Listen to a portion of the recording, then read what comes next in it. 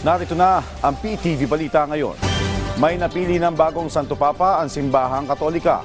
Napili si Cardinal Robert Prevost bilang ika-267th na Pope. Pinili niya ang pangalang Pope Leo XIV.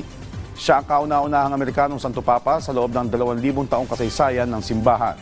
Si Prevost ay dating misyonaryo sa Peru at kilala rin sa pagiging mapagpakumbaba at nagsusulong ng malalim na koneksyon ng mga Katoliko sa pananampalataya.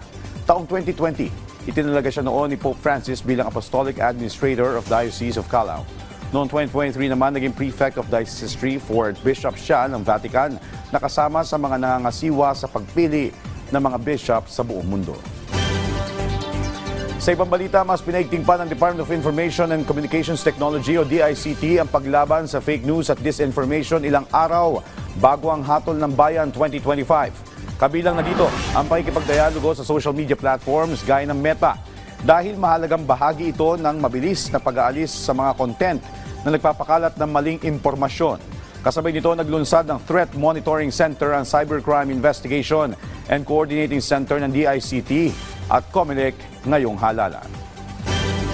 At yan ang mga balita sa oras na ito. Para sa iba pang updates, follow at ilike kami sa aming social media platforms at PTVPH. Ako po si Josh Garcia para sa Pambansang TV sa Bagong Pilipinas.